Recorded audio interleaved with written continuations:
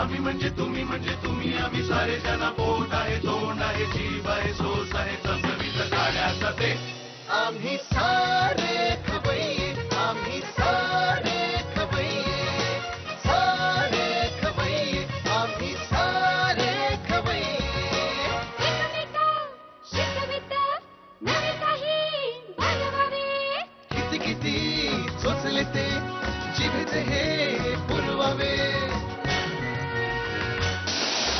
छान छान देशी विदेशी पदार्थ जाणून घ्यावे चुकता चुकता करता करता खावे अन खिलवावे आम्ही सारे खवय्ये आम्ही सारे खवय्ये सारे खवय्ये आम्ही सारे खवय्ये. नमस्कार. बादशाह मसाला प्रस्तुत आम्ही सारे खवय्येच्या या भागात सगळ्यांचं मी अतिशय मनपूर्वक स्वागत करतो. म्हणजे माझं असं म्हणणं आहे की कुठलाही प्रांत आणि तिथली जी खाद्य संस्कृती असते ती तिथल्या राहणाऱ्या माणसांवर अवलंबून असते असं माझं एक समीकरण आहे बरं का. म्हणजे उदाहरण घ्यायचं झालं तर कोकणातली माणसं काय आहेत. म्हणजे कोकणातल्या माणसांबद्दल 2 शब्दात आपण सांगू शकतो, नारळ आणि फणस. बरं की नाही. म्हणजे नारळ बाहेरून जरी असा खडबडीत असला तरी तो उघडल्यानंतर त्यात छान गोड पाणी निघतं. फणसाचं तसंच आहे. फणस बाहेरून जर खडबडीत असला तर उघडला की छान गोड गोड गरे मिळतात. ते गाणं मला आठवतं ना, कोकणची माणसं साधी भोळी, कोकणची माणसं साधी भोळी, काळजात त्यांच्या भरली शहाळी, त्यांच्या काळजात भरली शहाळी. काय माहिती का की म्हणजे माझं असंच म्हणणं आहे की दिसतं तसं नसतं तसं कोकणासारखं आहे. म्हणजे आता हे जे गाणं हे खूप जुनं आहे. आता मुंबईचं वारं लागून कोकणातली माणसं सुद्धा हळूहळू तयार व्हायला लागली आहेत. नाही असं म्हणता येत नाही, पण मूळ जी संस्कृती आहे, प्रेमळ संस्कृती, ती तशीच राहिलेली आहे. आणि त्यामुळे हा जो कोकणी महोत्सव आहे ना, या कोकणी महोत्सवात खाद्य संस्कृतीचा आम्ही अंतर्भाव केलेला त्याचं कारण तेच आहे. कारण कोकणात दुधाच्या नारळापासून पापलेटपर्यंत म्हणजे काय रेंज आहे बघा. आणि वळणावर वेगवेगळे पदार्थ मिळतात. म्हणजे काळ्या वाटाण्याची उसळ सुद्धा मिळते, तांदळाचे अनेक प्रकार मिळतात. म्हणजे काय मिळत नाही हा एक मुद्दा आहे. त्यामुळे आमच्या या कोकणी महोत्सवात कोकणातले सगळेच्या सगळे पदार्थ दाखवण्याचा आमचा प्रयत्न असणार आहे आणि त्यात आम्ही यशस्वी होऊ. आणि ही यशस्वी होण्यासाठी माझी एक मैत्रीण इथे आलेली आहे. आपण तिचं स्वागत करूया. नमस्कार. नमस्कार. काय कसं काय? एकदम मस्त. कोकण बरा असाय. बरा असाय. आणि ह्या तुमच्या कोण म्हणायच्या? माझी आई. आणि इथे म्हणजे जेवणाच्या ठिकाणी म्हणजे इथे जेवण बनतं आणि असा आम्ही सारे खवय्ये सारखा शो असला आणि तिथे मी जर आले तर माझे अनेक मित्रमैत्रिणी जे फारच अरे देवा त्यांना फार टेन्शन येईल. म्हणजे उदाहरणार्थ रेशम जे जेवण उत्तम बनवतात आणि जेव्हा माझ्या हातचं काही खायचं झालं की अरे देवा तू बनवलंयस बघू असं टेन्शन. त्यामुळे म्हटलं की आता उगाच कशाला ना तुम्हाला रिस्क नको म्हणून आईला घेऊन आलेली. एक्सपर्टच डायरेक्ट घ्या आता बनवा काय ते असं झालं. ओके, मी आता तुम्हालाच विचारतो, तुमचा जन्म कुठला आहे? माझा जन्म मुंबईचा. हा, पण माझं गाव मालवण. मग मालवणात तुमचं जाणं येणं किती आहे? आहे दरवर्षी जाते, गणपतीला जाते. काय त्यात गणपतीचं एवढं? म्हणजे मी आता दरवर्षी बघतो. म्हणजे मी माझ्या लहानपणापासून चाकरमानी चाले गणपतीला, चाकरमानी चाले कोकणात, असे मी मोठ्या बातम्या वाचतो. आणि एसटी मध्ये म्हणजे आता खूप चांगली सोय झालेली आहे, पण त्याही गाड्या कमी पडतात. पण पूर्वी लाल डब्याच्या ज्या गाड्या होत्या आजही आहेत त्या लालबाग किंवा परळ डेपोमधून तुडुंब भरून जायच्या. अजूनही जातात. पण काय असं तिथे तुमचं तिथे काय आहे? नाही म्हणजे काय असतं, कोकणात मुख्य घर असतं. हा, आणि त्या घरी देवाची पूजा होणं फार महत्वाचं असतं. हो. आणि त्याच्याकरता कुटुंबातली सगळी मंडळी एकत्र यावी या उद्देशाने तो सण साजरा केला जातो. म्हणजे आता आम्ही मुंबईत इकडे तिकडे विखुरलेले आहोत. बरोबर. कार्यप्रसंगी एकत्र होतो, पण गणपतीच्या निमित्ताने हक्काने सगळे येतात. आणि यायलाच. आणि कोकणात दिवाळीपेक्षा पण गणेशोत्सव मोठा असतो. So it's a bigger festival. त्यामुळे सगळ्यांनी जाणं मस्त असतं. मग तू किती वेळा गेलीस मला सांग. म्हणजे आपल्याला विचारतो खरं सांगा, आई काय खोटं बोलत असेल मुलगी तर सांगा. मी आय थिंक 15 वर्षाची असेपर्यंत दरवर्षी जायचे. अख्खं माझं वेकेशन 2 महिने मी तिकडे काढायचे. पुढे जायच्या आधी मला सांग, त्या व्हेकेशनची काही आठवण आहे का? खूप आठवणी आहेत. आम्ही सकाळी उठायचो आणि स्ट्रेट म्हणजे थोडासा ब्रश करायचो. आणि ब्रश पण करायची एक पद्धत, ते ब्रश करून फिरत बाथरूमच्या समोर आरशासमोर नाही, वाळूत फिरत कारण की घरच वाळूत आहे त्यामुळे आणि खुद्द मालवण ना? खुद्द मालवण आणि समुद्र किनारी आहे माझं घर समुद्र आहे त्यामुळे ब्रश करताना पण समुद्र ब्रश केलं की समुद्रावर ब्रश करायचं आणि मग थुंकल्यावर ना त्याच्यावरती वाळू टाकायची पायाने परत ब्रश करत राहायचं परत वाळू टाकायची it's so much fun you know आणि त्याच्यानंतर मग आंघोळ करायला बीचवर म्हणजे आम्ही लहान असताना समुद्रात खूप खेळायचो आम्ही 15-16 कझन्स एकत्र असायचो so we used to be on the beach मग बीचवर खेळून वगैरे झाल्यावर विहिरीवर यायचं मग साध्या फक्त कळशीची आंघोळ करायची गोड्या पाण्याने कारण की मग ती वाळू आणि सगळं निघून मग नॉर्मल आंघोळ अरे काय तुझ्या चेहरा इतकं काय प्रसन्न सगळ्या आठवणी डोळ्यात तुझ्या डोळ्यात दिसते यू आर मिसिंग इट नाही आणि समुद्राची आणखी एक आठवण माहिती आहे छोट्या घुला मिळतात घुला म्हणतात शिंपल्या नाही त्याच्या पर्सेस वगैरे पण बनवतात अलीकडे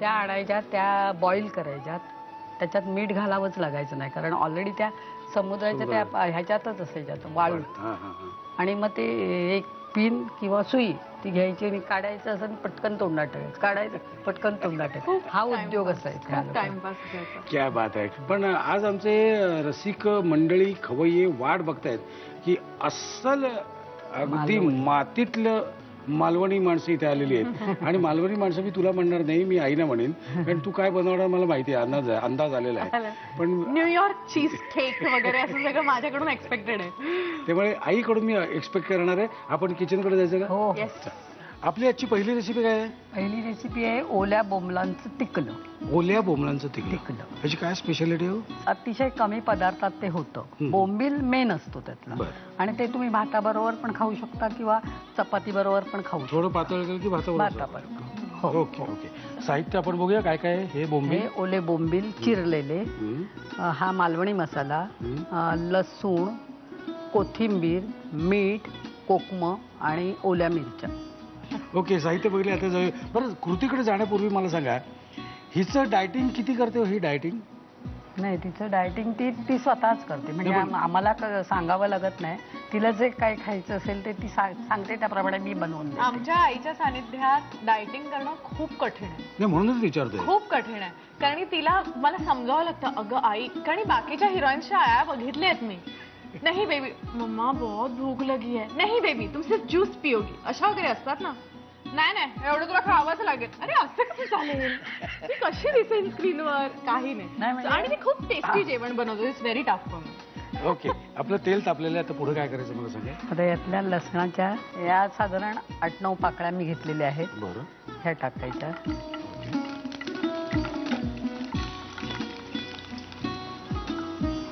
लसूण झाला आता ह्याच्यात आपण हे टाकायचे बोंबील टाकायचे लगेच धुतलेले स्वच्छ कापून धुतलेले बोंबील त्यात टाकायचे त्याला जरासं ढवळायचं आणि ताबडतोब त्याच्यात तो मालवणी मसाला मीही पहिल्यांदाच बघते ना इतक्यांदा खायला असते तिला काही शिकवली की नाही बनवायला मला येतं ना हा जो कॉन्फिडन्स आहे ना तुझा तोच वंडरफुल आहे की नाही थोडस पाणी हवं होतं बस मीठ कोथिंबीर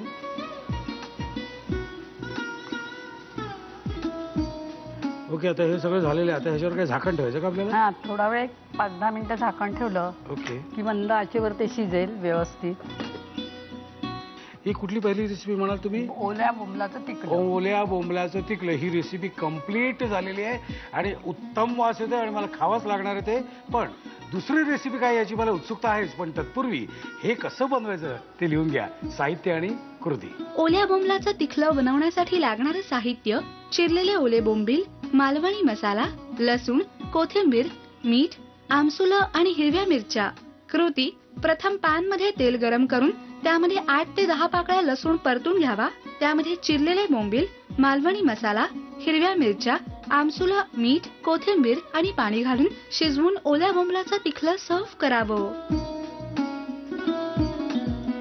चला आता आपण जाऊया पुढच्या रेसिपीकडे आई पुढची रेसिपी काय मालवणमध्ये मोरी फार फेमस आहे मोरी म्हणतात मुंबईत त्याला मुशी म्हणतात आणि ते खरं कॉड मासा आहे तो म्हणजे त्याचं जे लिव्हर असतं ते जर तुम्ही पॅन मध्ये असंच टाकलं तर त्याचं एवढं बरं तेल निघतं.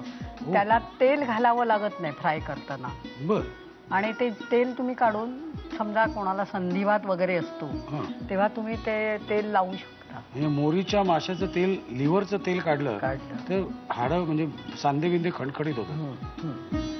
ही टीप चांगली आहे, लक्षात ठेवायला पाहिजे. ओके. आणि तिकडे मोरी म्हणतात, इथे मुशी म्हणतात. इथे मोरी पण म्हणतात आणि मुशी पण म्हणतात. साहित्य सांगतो मला काय काय. ही मोरी म्हणजे याला एक साल असते तर ती साल कोळणी बाजारातच काढून देतात, असं ओढून काढणार. आणि त्याच्यानंतर आपल्याला दिल्यानंतर मग ते मध्ये एक काटा असतो त्याचा, तो लांब लचक असा असतो. नंतर मग त्याचे तुकडे करायचे छोटे छोटे असे आणि ते स्वच्छ धुवायचे. धुवून नंतर घट्ट मी पिळून घ्यायला सांगितले त्याला. मग त्याला हे मोरीचे छोटेसे तुकडे तुकडे छोटे छोटे केलेले तुकडे. ओके. हा कांदा, खोबरं, लसूण, कोकम, हा परत कांदा, हा फोडणीचा कांदा, कोथिंबीर, मीठ, मालवणी मसाला आणि आलं. ओके. साहित्य बघितले. आता जाऊया आपण प्रत्यक्ष कृतीकडे. काय करायचंय, इथे तेल तापत ठेवलेलं आहे. प्रथम आपण कांदा परतून घ्यायचा. तुम्ही अर्धा इंच पण मागे गेलात नाहीत ना? तुमची मुलगी जवळजवळ 1.5 फूट मागे गेली.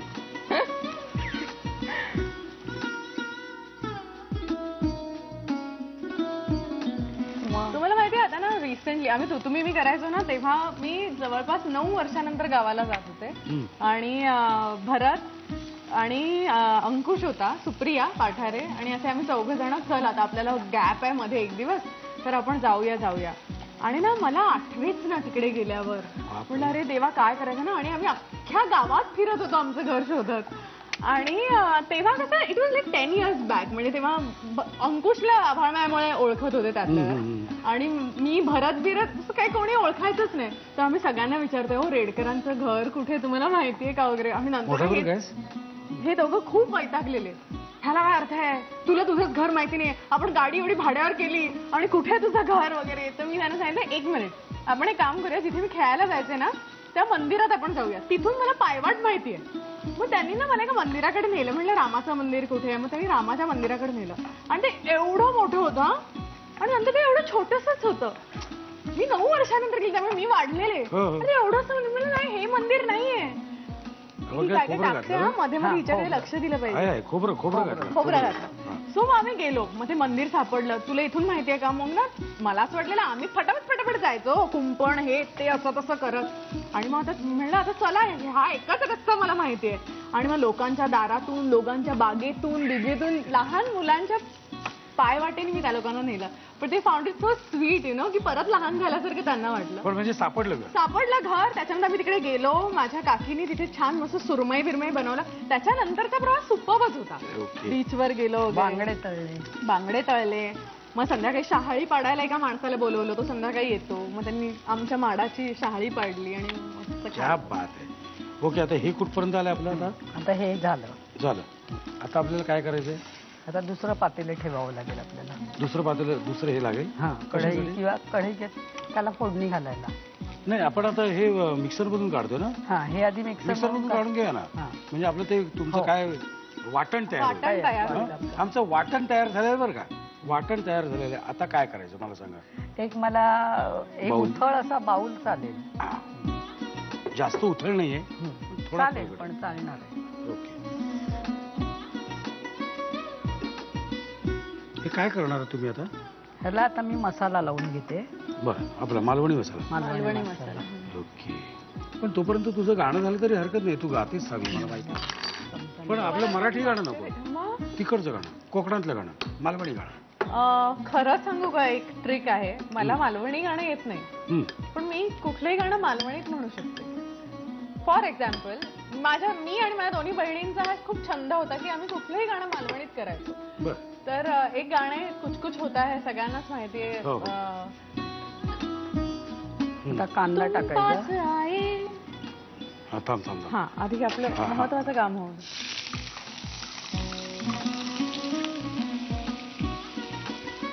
हा तर ते तुम पास आए यो मुस्कुराए त्याला आम्ही मालवणीत बनवलेलं. तू या जवळीला असो काय तो हसला, तूच मेला नसती नसती सपना दाखवलास. आता तर माझा मन मिचता नाही जगता, काय सांगू मेल्या कसा कसा जाता.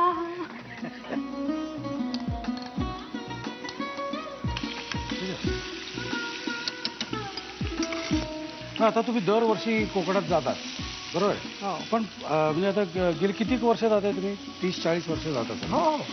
कोकणाचा विकासाबद्दल म्हणजे हळूहळू होतोय विकास का मागे चालला? आता तुम्ही जर मालवणला गेलात ना, म्हणजे ह्याच्यामध्ये तर आहे, वेकेशन मध्ये तर झालंच, पण असं पण कधी गेलात ना तर मालवण, तारकर्ली, देवबाग ही 3 ठिकाणं अशी आहेत तिथे इतके तुमचे हे येतात पाहुणे म्हणजे टुरिस्ट, पर्यटक एवढे येतात, बापरे बाप. ही म्हणजे जागा नसते. आणि मालवणला आता मुंबई सारखे सगळे लॉज पण आहेत आणि हॉटेल्स पण आहेत मोठी मोठी. अगदी तुम्ही गेलात ना केव्हाही तरी तुम्हाला मासे वेगवेगळ्या प्रकारचे आणि ताजे. फक्त पावसात जरा प्रॉब्लेम असतो, पण पावसात पण ते ठराविक वेळेला फिशरिंग करायला जातात. पण आता रस्ते छान झाले. नाही म्हणजे मला काय म्हणायचंय की प्रॉपर मालवणहून तुम्ही देवबागला जा, तारकर्लीला जा, तर चांगल्या म्हणजे गाड्या तुम्ही व्यवस्थित नेऊ शकता. आणि बरीच जण शूटिंग पण करू लागले कोकणात, त्यामुळे तो एक हे पण उघड. पण आता हे जे सगळे नवीन नवीन जे वारे आलेले आहेत किंवा नवीन नवीन जी जनरेशन, त्यामुळे तिकडच्या वागण्यात काही फरक पडलाय का लोकांची जी? नाही, आता काय पूर्वी ना शिक्षण होत नसे, म्हणजे मुलांना शिक्षण नव्हतं. सगळ्यांनी काय मच्छीमारी करायची, कारण समुद्रकिनारा जवळ बरोबर, त्यामुळे त्यांनी मच्छीमारी करायची. आणि मग त्यामुळे शिक्षणाकडे दुर्लक्ष. पैसा मिळतो ना भरपूर माशात. आता आपली मोरी ही डिश जी आपण करतोय ना, त्याला कांदा पहिला तेल घातलं, त्याच्यात कांदा फोडणीला घातला, नंतर मसाला लावलेली मोरी त्याच्यात घातली आणि खोबरं वाटण जे केलं आपण, कांदा खोबरा लसूण आलंचं ते वाटण घातलं, कोथिंबीर घातली आणि कोकम घातली. आणि आता त्याच्यात पाणी घालायचं नसतं, कारण ही सुकी मोरी म्हणतात ह्याला. आणि ह्याची म्हणजे ग्रेव्ही सुद्धा करता येते पातळ, ती आपण भाताबरोबर खाऊ शकतो. पण ह्याचा उपयोग ज्या भाकऱ्या असतात तांदळाच्या कोकणात, त्याच्याबरोबर जास्त करतात हा उपयोग. आणि खूप टेस्टी असतं. चपात्या कारण की गहूच नाही ना तिकडे, तर तांदूळ. आणि ह्याला शिजायला वेळ नाही लागत. आता एका कडाबरोबर हे शिजून जाणार. Okay, so that is done. झालं कम्प्लीट. क्या बात है यार. 5 ते 10 मिनिटं जाऊ द्या. मग तांदळाच्या भाकरीबरोबर खायचं ते म्हणजे चांगलं लागतं. चांगलं, खूप छान. तांदळाची भाकरी हे आणि मग त्याच्यावरती बोंबलाचं पिकलं. ती फक्त बोलते ना, खात काही नाही ना? नाही, खाते पण कमी. तेव्हा ती डाएट विसरते. ओके, तुम्ही लिहून घ्या साहित्य आणि कृती. मोरी माशाचं कालवण बनवण्यासाठी लागणारं साहित्य: मोरी माशाचे बारीक तुकडे, कांदा, खोबरं, लसूण, आमसुलं, फोडणीसाठी कांदा, कोथिंबीर, मीठ, मालवणी मसाला आणि आलं. कृती: प्रथम फ्राय पॅन मध्ये तेल गरम करून त्यामध्ये कांदा, लसूण, आलं आणि खोबरं घालून मिश्रण परतून मिक्सर मधून वाटून घ्यावं. मोरी माशाच्या तुकड्यांना मालवणी मसाला लावून घ्यावा. कढईमध्ये तेल गरम करून त्यामध्ये कांदा परतून घ्यावा. त्यामध्ये मालवणी मसाला लावलेले मोरी माशाचे तुकडे, लसूण, कांदा, खोबऱ्याचं वाटण, मीठ, आमसुलं आणि कोथिंबीर घालून शिजवून मोरीचं कालवण सर्व्ह करावं. आईचे दोन्ही पदार्थ तयार झालेत आणि आता मी मिटक्या मारत असं करत खाणार आहे. तुम्ही पण खा. आणि तुम्ही बघा, तुम्ही फक्त बघायचं आम्ही कसं खातो, बघायचं फक्त. छान झालं मम्मा. Yummy, super duper.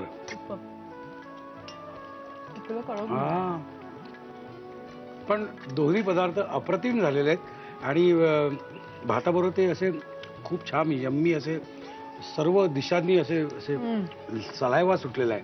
त्यामुळे आता मी थांबतोय इथे खाणं, आता काय खातच राहील मी.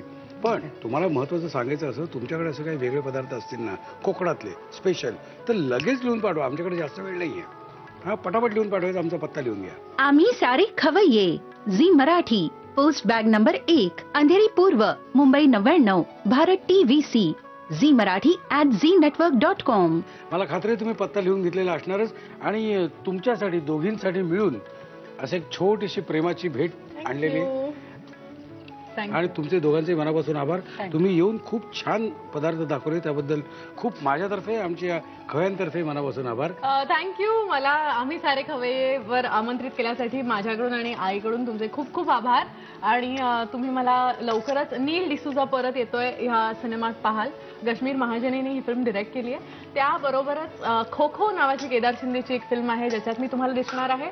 आणि कोणी घर देता का घर अशी माझी आणि भरतची एक फिल्म येते जी राजेश देशपांडेने डिरेक्ट केली आहे. Please watch it. क्या बात आहे. या तिन्ही फिल्मसाठी मनापासून शुभेच्छा. तेवढ्यात मी 2 ग्लास खाऊन घेतले बरं का. इतकं टेस्टी झालेले आहेत. परत एकदा थँक्यू. चला मंडळी, बादशाह मसाले प्रस्तुत आम्ही सारे खवय्ये या भागात मी इथेच थांबतो. पुन्हा भेटायचं ह्याच वेळी ह्याच दिवशी. तोपर्यंत मस्त खा आणि स्वस्थ राहा. नव्या नव्या चवी नवी वेचल्या ह्या तुम्हासाठी.